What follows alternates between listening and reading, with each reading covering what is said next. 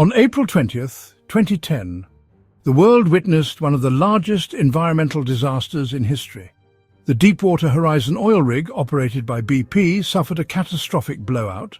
What followed was a tragic loss of life, a torrent of crude oil spilling into the Gulf of Mexico, and a public relations nightmare that would haunt BP for years. And it all started with a single, devastating mistake, or, as corporate memos like to phrase it, an unplanned energy release. The Deepwater Horizon was no ordinary rig. She was a massive floating beast of engineering, built to explore oil reserves deep beneath the seafloor. And when we say deep, we mean deep. This rig could drill in water over 10,000 feet deep, a feat that would make Jules Verne raise an eyebrow. Owned by Transocean and contracted by BP, the rig was operating in the Macondo Prospect, a patch of underwater real estate 41 miles off the Louisiana coast.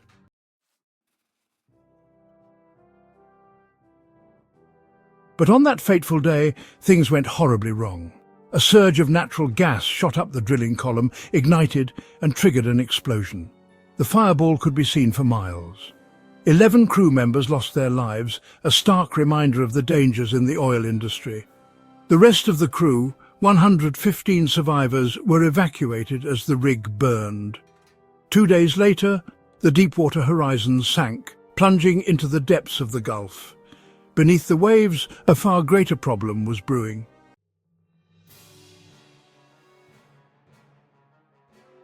With the rig gone, the wellhead, a glorified spout of pressurized oil, was left gushing uncontrollably. And gush it did for 87 days. The result? Nearly 4.9 million barrels of crude oil spewed into the Gulf, making it the largest marine oil spill in US history.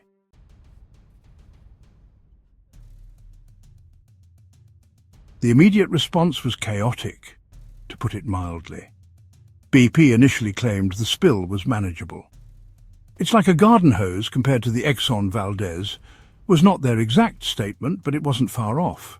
However, satellite images soon revealed that the spill wasn't a drip. It was a disaster of biblical proportions.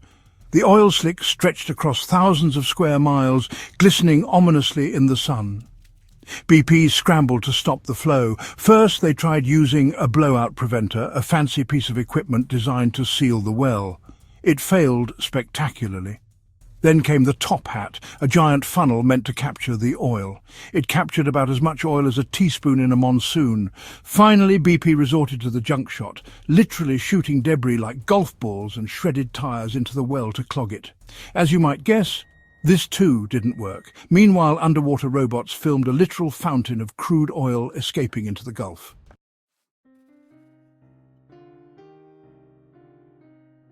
It was mesmerizing in a horrifying way, like watching lava ooze from a volcano, except this volcano was suffocating marine life. Dolphins, sea turtles and fish swam through the toxic stew, while birds soaked in crude oil struggled to fly. Scientists likened the underwater plumes of oil to a cloud of death. Cheerful, right?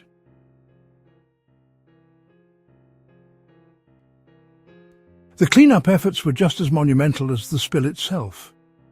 BP deployed dispersants, chemicals designed to break up the oil. Sounds smart, until you realize the dispersants were about as eco-friendly as the oil itself. The Gulf began looking like a toxic soup of crude and chemicals. Locals called it the gumbo nobody asked for.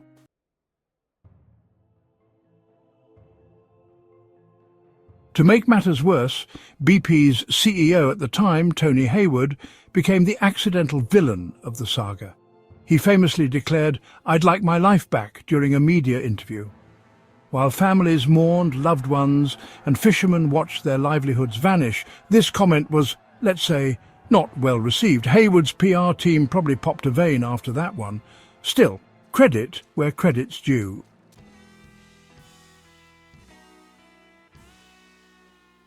BP eventually managed to cap the well on July 15th, 2010. The static kill method, which involved pumping heavy drilling mud into the well, sealed it shut.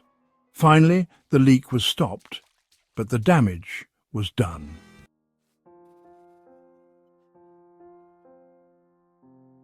The aftermath of the spill was staggering. The Gulf Coast economy, reliant on fishing and tourism, was hit hard. More than 68,000 square miles of federal waters were closed to fishing. Hotels and restaurants saw cancellations as tourists fled oily beaches. The shrimp industry, a staple of Gulf culture, faced an uncertain future, and the environmental cost? Nearly 1,300 miles of coastline were contaminated.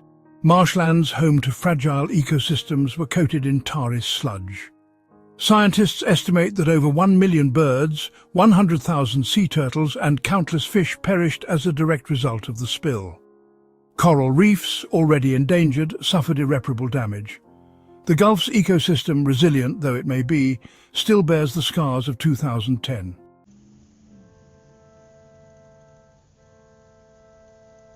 As for BP, the financial toll was as brutal as the environmental one. The company shelled out $20.8 billion in settlement costs, the largest environmental fine in US history. They also spent billions more on cleanup efforts, compensation to affected communities, and legal battles. Shareholders watched in horror as BP's stock price plummeted, losing more than half its value.